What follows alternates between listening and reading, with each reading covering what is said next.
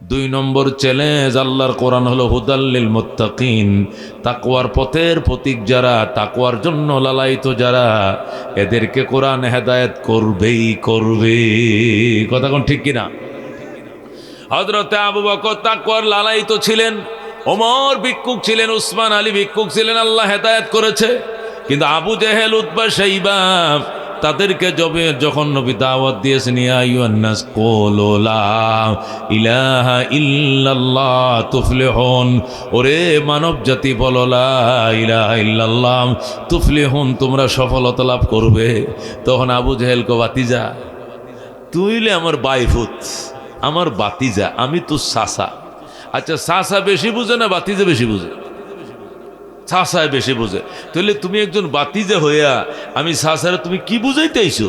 তোমার বুঝ আমার দরকার নাই, তোমার পথে তুমি হাঁটো, আমার পথে আমি হাঁটলাম, আমি তোমার কালিমা গ্রহণ করব না। যেরকম নাউজুবিল্লাহ।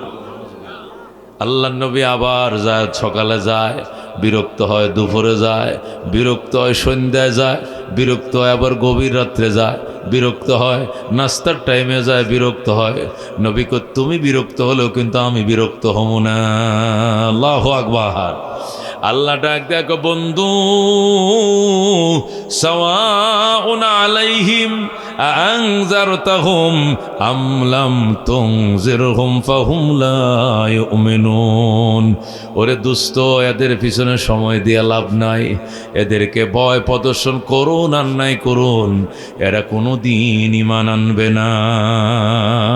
আল্লাহ করে নিষেধ করে দিলেন, এরা ঈমান আনবে না। কেন? এদের দিলের ভিতরে তাকওয়ার লালায়িত নাই, তাকওয়ার জন্য ভিক্ষুক হয় নাই, এরা হেদায়েতের জন্য কাঙ্গাল সাজে নাই, এরা অহংকার অহমিকা অন্তর ভরা, এদেরকে আল্লাহ কোনোদিন হেদায়েত করবেন না। কথা কোন ঠিক কিনা? হুদাল্লিল মুত্তাকিন, এ কোরআনের 2 নম্বর চ্যালেঞ্জ, মুত্তাকিনদেরকে হেদায়েত করবে। ওমর ফারুক রাদিয়াল্লাহু তাআলা আনহু তরবারি নিয়ে বের হয়ে গেছে, নবীজির মাথা কাটবে। ইতিমধ্যে রাস্তায় এক লোক, ওমরের বাল্যবন্ধু, ডাক দেয়া, কি ওমর কই যাও? ও মুহাম্মাদের মাথা কাটতে যায়। নবীর সাহাবী বলে, মুহাম্মাদুর রাসূলুল্লাহর মাথা কাটবা?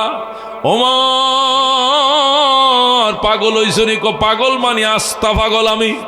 পাগলের উপর আবার মদ খাইছি 1 বোতল। আজকে আমার হাত থেকে মুহাম্মদকে কেউ রেহাই করতে পারবে না। উন্মুক্ত তরবারি নিয়ে ঘুরতেছে। নবীর সাহাবী গো, দোস্ত একটা কথা জিজ্ঞাসা উত্তর দিবি নি? কি কথা? তুই আমার বাল্য বন্ধু, ক। আচ্ছা, মোহাম্মদ রে যে মারবা, লোকটার অপরাধটা কি জানোস নি? অপরাধ একটাই, সে কোরআন পড়ে। কি পড়ে? সে কোরআন পড়ে। কোরআনের ভিতরে এত মায়া, কোরআনের ভিতরে এত মহব্বত, এত উৎকর্ষ, এমন আকর্ষণ, এমন চুম্বুক, এমন ম্যাগনেট, এটা শুধু টান মারে, কলজারা শ্রদ্ধা টান মারে। মুসলমানের সামনে কোরআন পড়লে টিকতে পারে না, হাত বাড়ায় কালমা পড়ে মুসলমান হয়ে যায়। এই জন্য এই কোরআন ভরুণ্যের দুনিয়াতে খতম করা ছাড়া ইসলামের অগ্রযাত্রাকে ঠেকানোর কোনো ব্যবস্থা নাই। এই জন্য কোরআনওয়ালা নবীরে হত্যা করব। ওমরের বাল্য বন্ধু ডাক দেখো, দোস্ত কোরআন পড়ায় যদি মুহাম্মাদের অপরাধ হয়, তাহলে এমন অপরাধের অপরাধী তো তোর ঘরে আছে বেটা। আমার ঘরে কে? তোর আপন বোন। আল্লাহু আকবার। কে আমার আপন বোন? তোর বোনের নাম ফাতেমা বিনতে খাত্তাব। চিনস্তি? চিনি তো, এটা তো আমার হুদ্দর বোন। তোমার আপন বোন ফাতেমা বিনতে খাত্তাব, তোমার ভগ্নিপতি হযরতে সাইদ ইবনে যায়েদ, এই 2 জন দেখে আসছে একটু আগে নবীর সাহাবী হযরতে উবাই ইবনে কাব রাদিয়াল্লাহু তাআলা আনহুকে দাওয়াত করে ঘরে আনছে, উনাকে মুআল্লিম বানাইছে, উনারে বেতনভুক্ত কইরা উনার মাধ্যমে সূরা তাহার তেলাওয়াত শিখতেছে। সুবহানাল্লাহ। ওমর কো, হইতে পারে না, আই ক্যান চ্যালেঞ্জ। আমি চ্যালেঞ্জ করলাম, এটা সম্ভব নয়। আমার বংশের কেউ কালমা পড়ে না, কোরআন পড়ে না। ওমরের বন্ধুকে আমিও পাল্টা চ্যালেঞ্জ করলাম, চল। ওমরের হাত ধরে রওনা করছে হযরতে ফাতেমার বাড়িতে। ফাতেমা মানে নবীর জি ফাতেমা নয়, ফাতেমা মানে ওমরের ছোট বোন ফাতেমা। ফাতেমার ঘরে গেছে, যায়া বেড়ার সাথে কান লাগাইছে। কান লাগায় শুনে, ফাতেমাও পড়ে, ফাতেমার স্বামীও পড়ে, নবীর সাহাবী তাদেরকে সূরা তাহা শিখায়। সুবহানাল্লাহ। আল্লাহর হাবিব খেজুর পাতার বেড়ার ফাঁকে, খেজুর পাতার বেড়ার ফাঁকে আল্লাহু আকবার। নবীজির সাহাবী হযরত ওমর, তখন তো তিনি সাহাবী হন নাই, বেড়ার ফাঁক দিয়ে কান লাগাইছে, শুনতেছে হযরতে ফাতেমা পড়তেছে তাহা মা আনজালনা আলাইকাল কুরআন লিতাশকা ইল্লা তাযকিরাতাল লিমান ইয়াখশা তানসীলাম মিম্মান খালাকাল আরদা ওয়াস সামাওয়াতিল উলা আর রহমানু আলাল আরশি ইসতাওয়া লাহু মা ফিস সামাওয়াতি ওয়া মা ফিল আরদি ওয়া মা বাইনাহুমা ওয়া মা তাহতাস সারা। আল্লাহু আকবার। নবীজির কলিজার টুকরা সাহাবিয়া হযরতে ফাতেমা, আর আরেক সাহাবী হযরতে যায়েদ ইবনে হযরতে সাঈদ ইবনে যায়েদ, ওমরের ভগ্নিপতি ফাতেমা, ফাতেমার জামাই সাঈদ ইবনে যায়েদ আর বোন ফাতেমা, তারা দুইজন কোরআন তেলাওয়াত শিখতেছে সূরা তাহার। ইতিমধ্যে ওমর বেড়ার সামনে কান লাগাইছে, কান লাগায় শুনে ঠিকই তো কোরআন পড়ে। ওমর তো রাগে ভিকতেছে, রাগে ফুলতেছে ওমর। হঠাৎ করে কোরআন যখন চুম্বকের মতো টান দিছে, তখন ওমরের নিয়ত পরিবর্তন হয়ে গেছে। ওমর ডাক দেখো, বোন দরজাটা খোল, ও আমার ছোট বোন ফাতেমা দরজাটা খোল, আমি মারার জন্য আইছিলাম, আর মারবো না।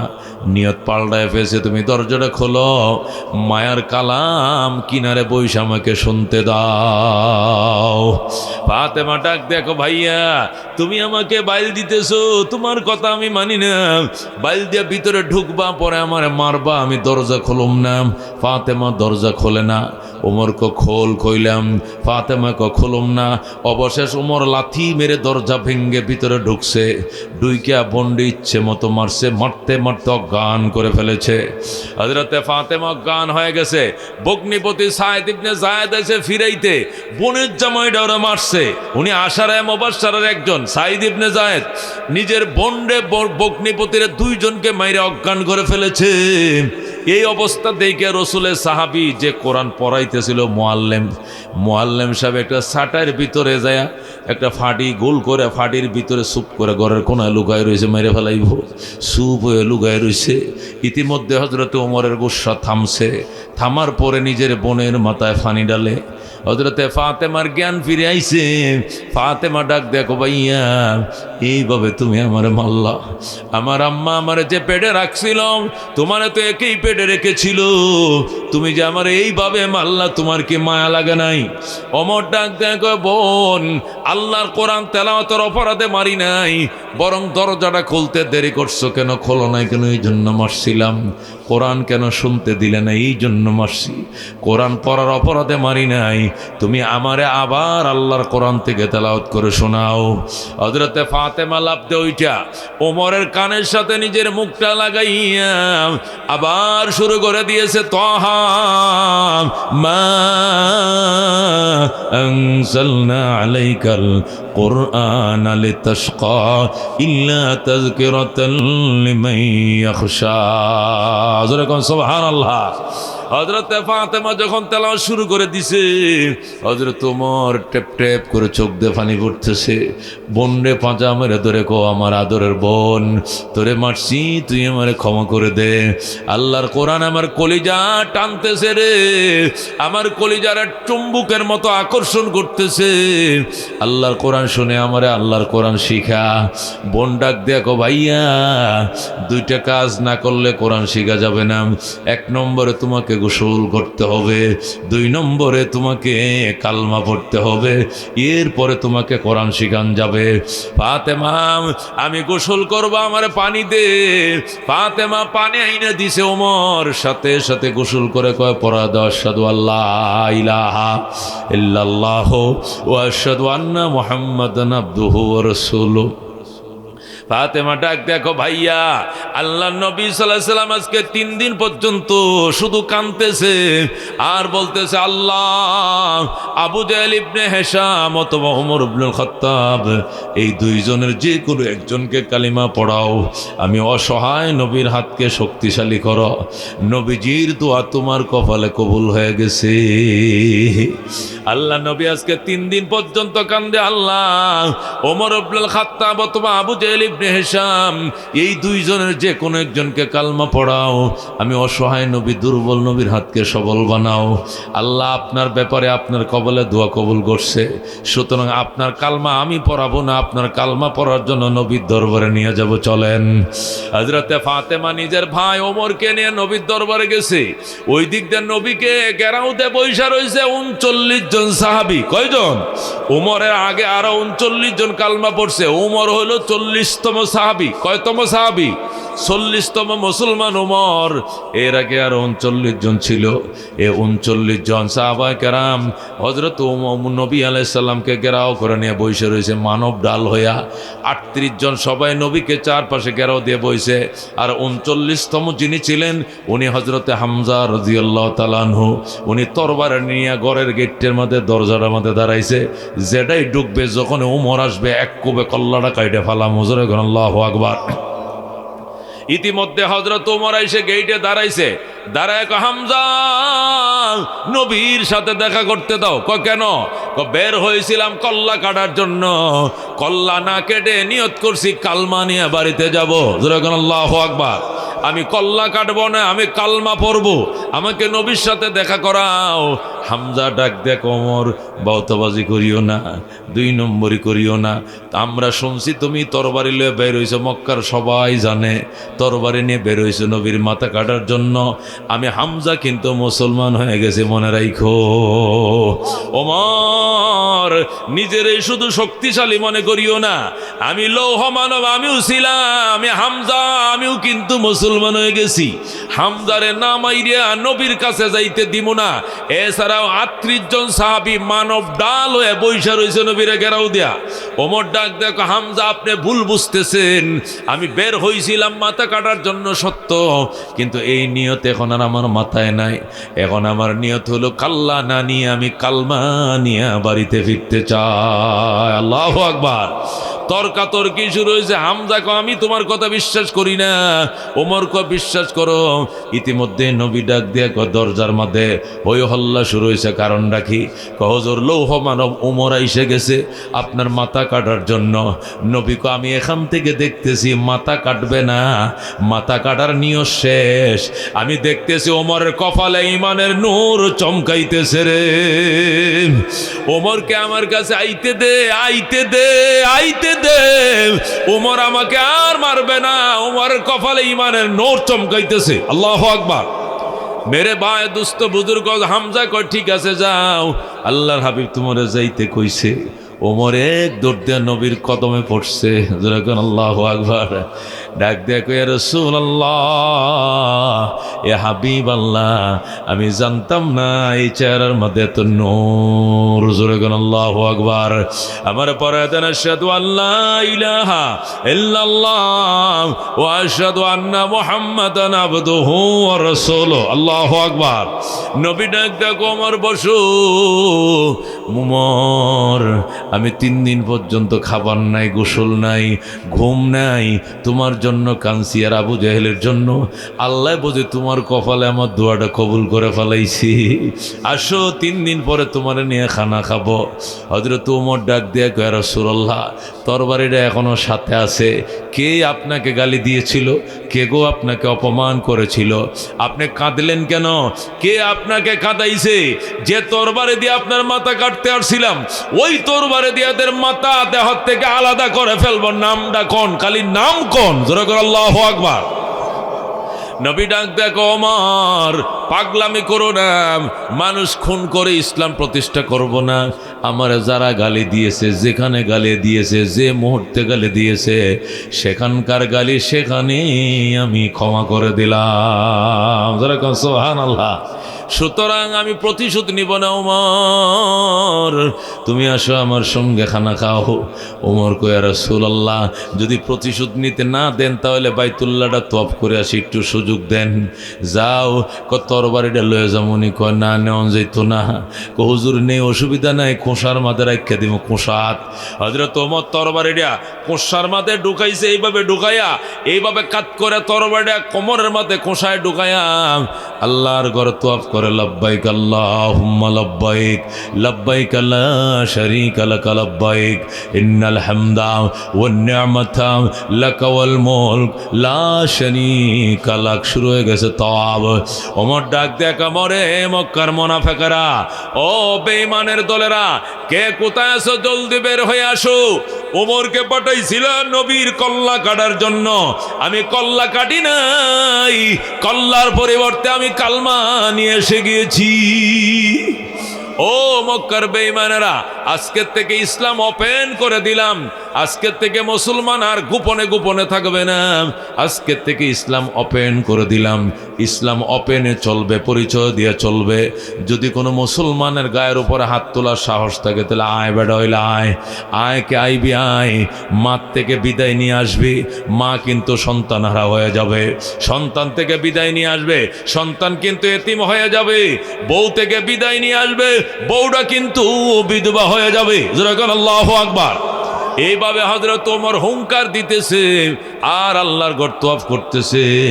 তওয়াফ শেষে নবীর কাছে ফিরে আসছে, আইসা নবীজির সঙ্গে খানা খায় হযরত ওমর। আর গোটা মক্কার মাটি থরথর করে কাঁপ শুরু হয়ে গেছে। ঘটনাটা কি? ওমরে ফাটাইলাম 12টা লাল উটের লোভ দেখায়া। ওমর উটের লোভ বাদ দিয়া কোন লোভে পড়ছে? ওমরের বিরোধী দলে কত টাকা দিছে? ওই মোহাম্মদ ওমরের টাকা দিয়ে কিনে ফালাইছে। তাড়াতাড়ি তদন্ত কমিটি গঠন করো, কি কারণে ওমর মুসলমান হলো তদন্ত কমিটি গঠন করো। শুরু হয়ে গেছে তদন্ত কমিটি গঠন। 1 সপ্তাহের ভিতরে রিপোর্ট দিতে হবে। 1 সপ্তাহের ভিতরে হাজার হাজার রিপোর্ট জমা হয়েছে। ওমর টাকার কারণে মুসলমান হয় নাই, ওমর মুসলমান হয়েছে কোরআনের তেলাওয়াত শুনে। সুবহানাল্লাহ। যখন সবাই একই রিপোর্ট দিল, হযরত ওমর তার বোনের মুখে কোরআন তেলাওয়াত শুনে মুসলমান হলো। এই রিপোর্ট শোনার পর আবু জেহেল কয় ঠিক আছে, তাহলে এর এই তদন্তর উপরে আবার তদন্ত চলবে। কয় কি? তে কোরআনের ভিতরে আসলে কি কোনো আকর্ষণ আছে কিনা, মধু আছে কিনা, এটা পরীক্ষা হবে। আবার কমিটি গঠন করা হলো। এই কমিটির আহ্বায়ক হলো আবু জেহেল নিজেই, উতবার সাইবা আরো 2 জন সদস্য।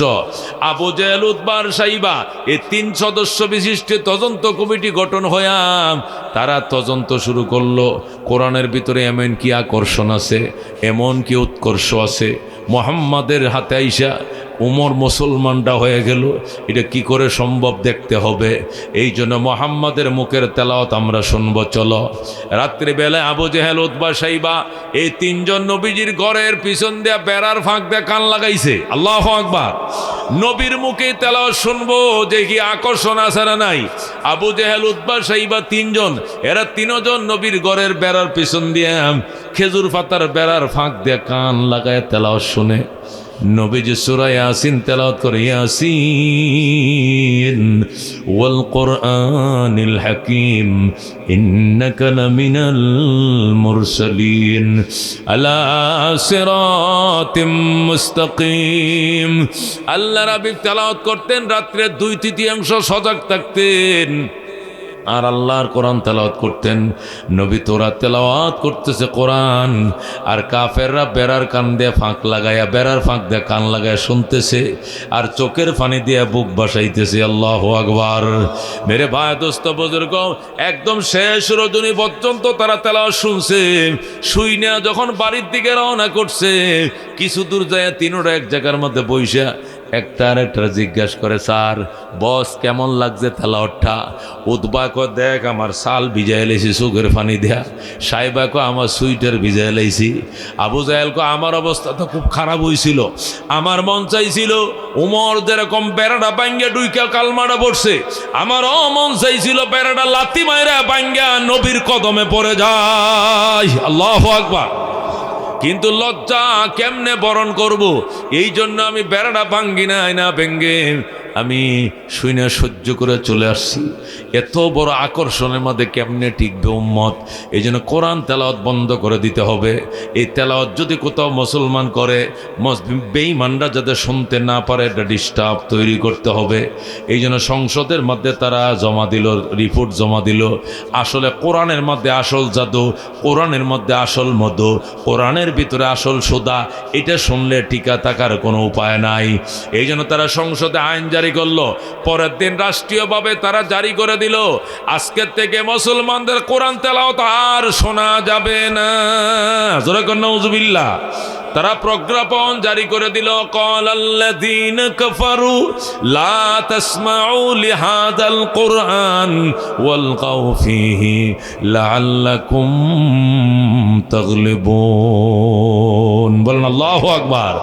কাফেররা প্রজ্ঞাপন জারি করলো, আবু জেহেলের সংসদ থেকে আইন জারি হয়ে গেল, তারা প্রজ্ঞাপন জারি করলো, বলল লা তাসমাউ লিহাযাল কুরআন, এই কোরআন তেলাওয়াত তোমরা কেউ শুনবা না, ওয়ালগাউ ফীহি, বরং ডিস্টার্ব করবা কোরআন তেলাওয়াতে, লাআল্লাকুম তাগলিবুন, তাহলেই তোমরা বিজয় ধরে রাখতে পারবা, বাপ দাদার ধর্ম টিকায় রাখতে পারবা।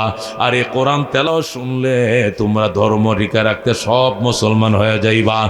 মেরে ভাই ও দোস্ত বুজুর্গ, আল্লাহ নবী সাল্লাল্লাহু আলাইহি সাল্লামের উম্মত যখন কোরআন তেলাওয়াত শোনার জন্য বেকুল হয়ে গেছে, তখন কাফেররা প্রজ্ঞাপন জারি করছে কোরআন তেলাওয়াত শোনা যাবে না। তখন আল্লাহ তাআলা পাল্টা প্রজ্ঞাপন জারি করে বলছেন, ওয়াইদা কুরিয়াল কুরআনু ফাসতামিউ লাহু ওয়া আনসিতু লাআল্লাকুম তুরহামুন। বল আল্লাহু আকবার। আল্লাহ বলেন, কে বলছে কোরআন তেলাওয়াত শুনবা না? যখন এই কোরআন তেলাওয়াত হবে মনোযোগ দিয়ে শুনবা, ওয়ানসিতু, এবং নীরব থাকবা, মনোযোগ সহকারে শুনবা, নীরব থাকবা, নিজে পড়বা না। যখন কোরআন তেলাওয়াত নামাজে হবে শুনবা, নিজে পড়বা না, মাদ্রাসায় হবে নিজে পড়বা না, অন্যটা শুনবা, তাহলে আল্লাহ তাআলা তোমাদেরকে রহম দিয়ে ভরে দিবেন। যেরকম সুবহানাল্লাহ।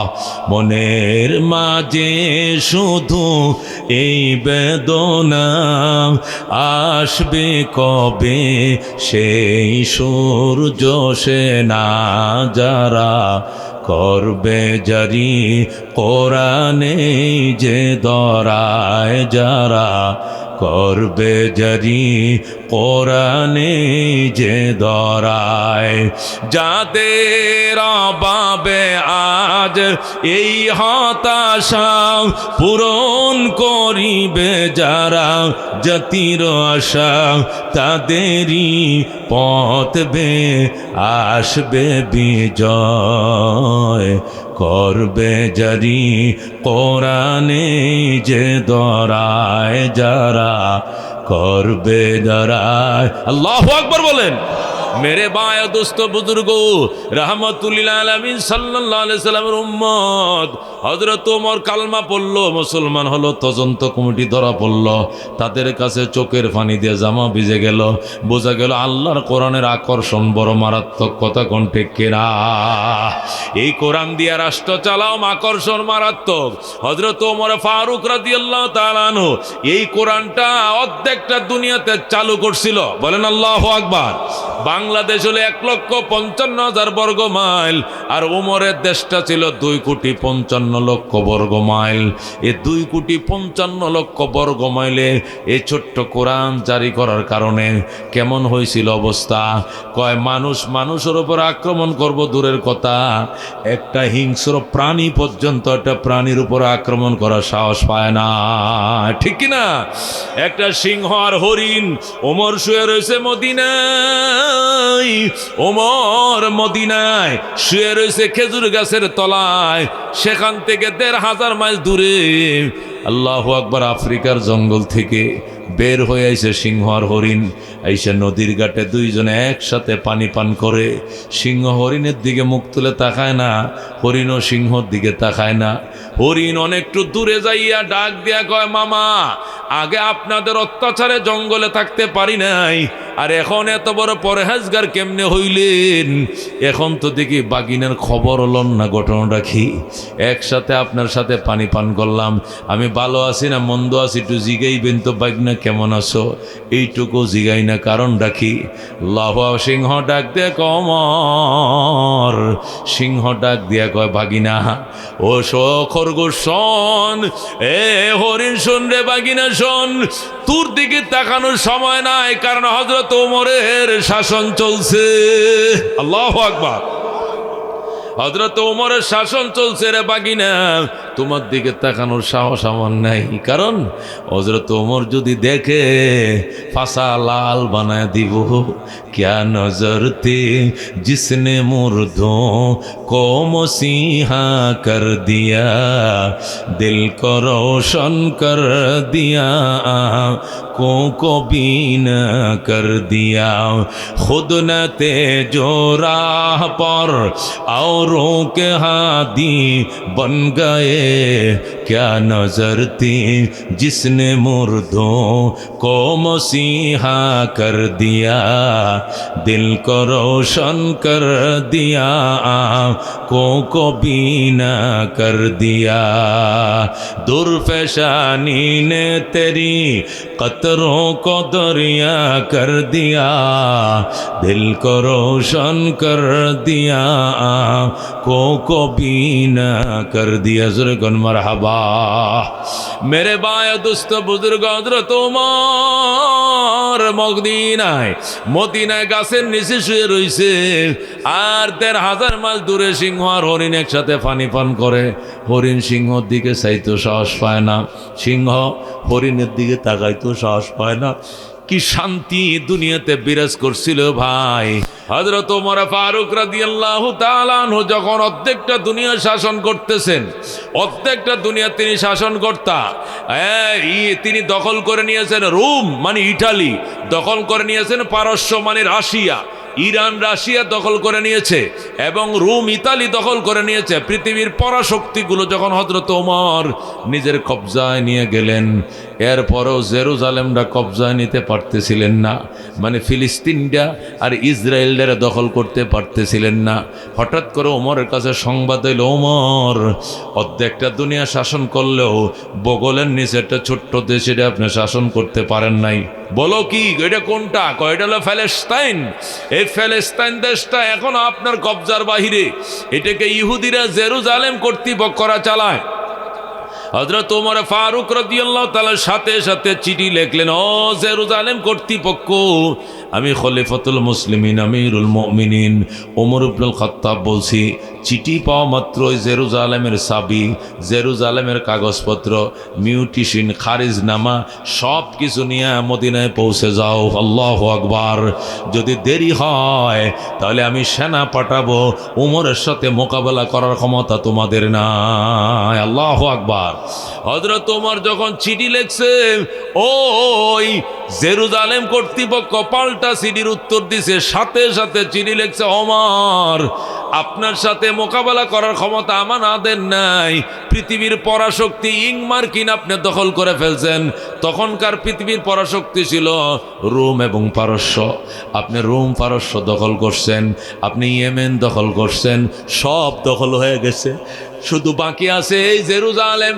জেরুজালেম আপনার সঙ্গে 1 ঘন্টাও লড়াই করে টিকতে পারবো না।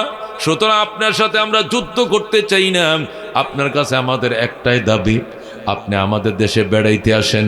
ওমর আপনাকে দাওয়াত দিলাম, আপনি দয়া করে জেরুজালেম ভিজিট করে যান, বেড়ায় যান। আমরা দেখতে চাই আপনি কোন শক্তি দিয়ে অর্ধেকটা দুনিয়া শাসন করছেন। আদর্শটা কি? লাঠির জোরে না ক্ষমতার জোরে, নাকি পয়সার জোরে, নাকি আদর্শর জোরে? কোন আদর্শ দিয়ে অর্ধেকটা দুনিয়া শাসন করেন আমরা দেখতে চাই। ওমর আসেন, জোরে কোন আল্লাহু আকবার। হযরত ওমর গোলামরে ডাক, দেখো গোলাম, ওটা রেডি করো, যাইতে হবে। হযরত ওমর গোলামকে বললেন, ওট রেডি করো। গোলাম ওট রেডি করছে, লাগাম লাগাও লাগাইছি, গদি বসাও বসাইছি। আল্লাহ। হযরত ওমর উটের পিঠের উপর উঠে বসলেন, বৈশা গোলামকে বললেন, চলো জেরুজালেমের দিকে রওনা করো।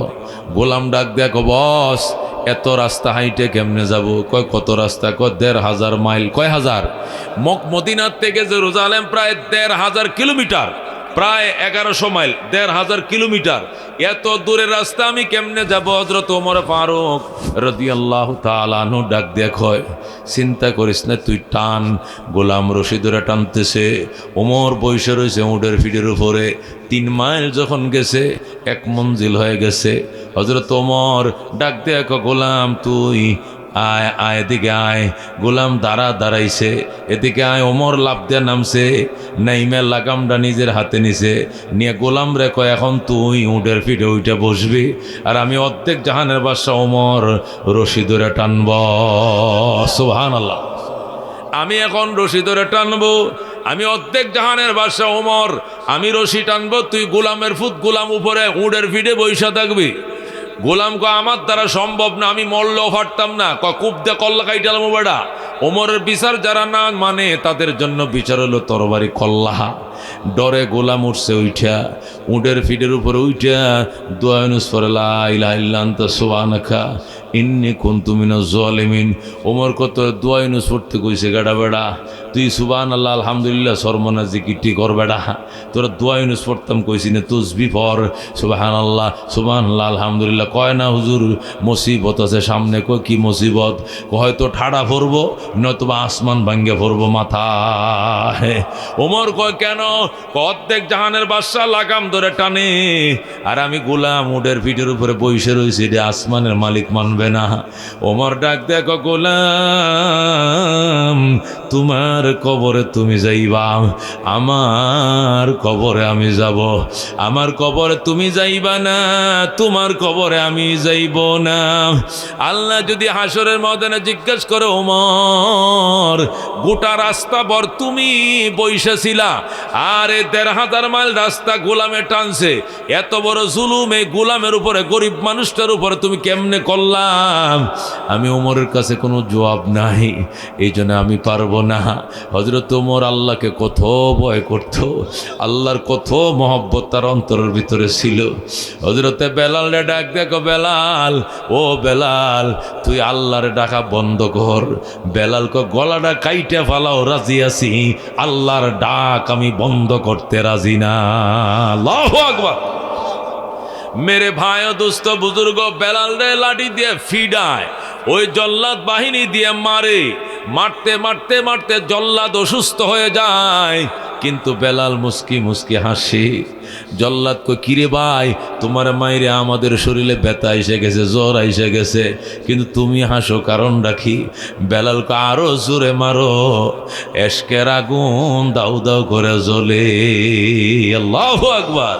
হযরতে বেলাল কান্দে, কি মধু খাম ওইলি মুরে, কি আগুন জ্বলছে অন্তরে, কি মধু খাওয়াইলি মোরে, কি আগুন জ্বলছে অন্তরে, আমার পাগল মনটা রয় না গরে, পাগল মনটা রয় না গরে, কেমনে কই সেই কাহিনী, আয়ের সকল মৌলার পাগল কলব কর নূরানী, আয়ের সকল খুদার পাগল কলব কর নূরানী, যে দেখেছে তার চেহারা সে হয়েছে গৃহহারা। আল্লাহু আকবার। যে দেখেছে তার চেহারা সে হয়েছে গৃহহারা, আমার প্রেমের হাওয়ার জ্বালায় জ্বালায়, প্রেমের হাওয়ার জ্বালায় জ্বালায়, জীবন মরণ হয় ফানি, আয়ের সকল খুদার পাগল কলব কর নূরানী, আয়ের সকল মৌলার পাগল কলব কর নূরানী। যেরকম মারহাবা। হযরত ওমর ডাক দেন, গোলাম আমার রব ছায়া রইছে, আমার রব ছায়া রইছে, তুই 3 মাইল টানবে আমি বসবো, 3 মাইল আমি টানবো তুমি বসবা। যেরকম আল্লাহু আকবার। গোলাম কয় ঠিক আছে বস, ঠিক আছে। এরপরে পালা বদল হয়ে হয়ে তারা যাইতেছে জেরুজালেম। সর্বশেষ যখন একদম জেরুজালেমের কাছে এসে গেছে, তখন সিরিয়াল আইছে, ওমরে টানবে আর গোলামে বসবে। গোলাম ডাক দেখো, বস এতক্ষণ তো আপনি টানছেন, এখন এই সিরিয়ালটা আমারে দিয়ে দেন, কারণ আপনি অর্ধেক জাহানের বাদশাহ। আমি একটু রশিদে ধরে টানি, আপনি বসেন, কারণ এই যে লোক দাঁড়ায় রয়েছে আপনাকে ফুলের মালা পরানোর জন্য। আপনি যদি রশি ধরে টানেন আর আপনারা চিনবে না, আমারে মালাটি পরায় দিবে। ওমর ডাক দিয়ে কয়, এই আদর্শ দেখার জন্যই তো তারা দাঁড়ায় রয়েছে, ওই আদর্শ দেখানোর জন্যই তো আমার তারা আনছে। সুতরাং যেটা সিরিয়াল এইটাই হবে। ওমর রশি ধরে টানে, গোলাম বইসা রইছে, আল্লাহু আকবার। আর জেরুজালেমের ইহুদিরা আইসা হযরত ওমরকে মালা পরায়, হযরত ওমরকে মালা না পরায় গোলামরে মালা পরায়। গোলামরে যখন মালা পরায়, গোলামকে সেলুট জানায়। গোলাম কয়, আমি না, আমি না, অর্ধেক জাহানের বাদশা হইল উনি, যিনি রশি টানতাছে। আল্লাহু আকবার। কয় কি কয়, উনি রশি ধরে টানে, উনি তো গোলাম কয় না, উনি অর্ধেক জাহানের বাদশাহ আর আমি হইলাম আল্লাহু আকবার গোলাম। কয় এটা কেমনে সম্ভব? উনারা জিজ্ঞেস করেন, ওমর আপনি নি অর্ধেক জাহানের বাদশাহ? কই ও কালো লোকেরা তো বলে, হুজুরে কোন আল্লাহু আকবার। তাহলে আপনি রশি ধরে টানেন, এই ছেলেটা বই রয়েছে রেখে আপনার ছেলে নি? কয় না। আপনার আব্বা নি? না। আপনার চাচা নি? কয় না। তো এরে বয়ে টানেন কারণটাকে? উনি আমার খরিদা গোলাম, হুজুরে কোন আল্লাহু আকবার। উনারে বসে রশি টানেন কারণ কি? কই এটাই ইসলাম, এটাই মানবিক মর্যাদা, এটাই ন্যায় পরায়ণ, এটাই রহমতুল লিল আলামিন আমাদেরকে শিখাইছে। যেরকম আল্লাহু আকবার। क्या नजर थे जिसने मुर्दों को मसीहा कर दिया, दिल को रोशन कर दिया, को बीना कर दिया। জেরুজালেম কর্তৃপক্ষ ওমরের মুখে শুনছে। ওমর ডাক দেখো, শোনো ভাই, যখন রওনা করছি মদিনার থেকে জেরুজালেম, এই 1500 কিলোমিটার রাস্তা যদি গোলাম রে দিয়া টানাই, একা মানুষে মারা যাবে, সহ্য করতে পারবে না, আমি জালেম হয়ে যাব। এটা আল্লাহর আরশের মালিক, এটা আমার সহ্য করবে না। এই জন্য এক মঞ্জিল আমি টানছি, সে বইছে, আর এক মঞ্জিল সে টানছে, আমি বইছি।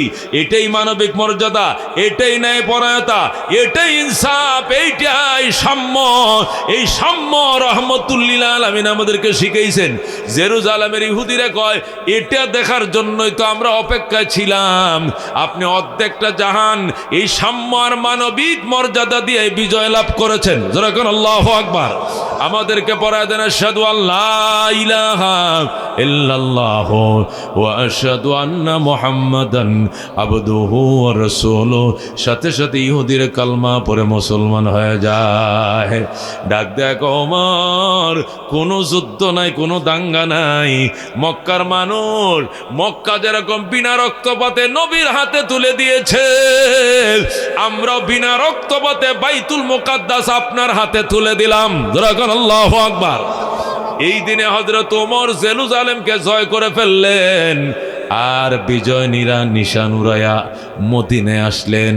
মেরে ভাই, দোস্ত, বুজুর্গ, কি ছিল এক একটা সাহাবী।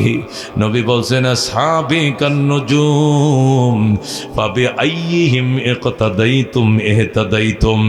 আমার প্রত্যেকটা সাহাবী আকাশের নক্ষত্রের মতো, যে কোনো একটা আদনা সাহাবীর অনুসরণ করবা, হেদায়েত পাওয়া যাইবা। যেরকম সুবহানাল্লাহ।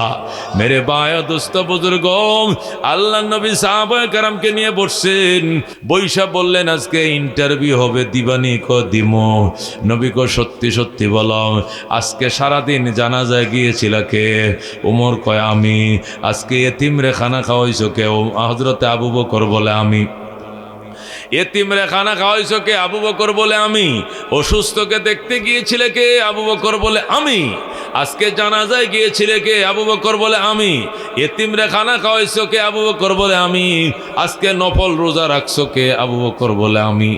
নবী কয়ে, চারটা কাম যারা আজকে করছে, এ জান্নাতি জান্নাতি জান্নাতি। সুবহানাল্লাহ।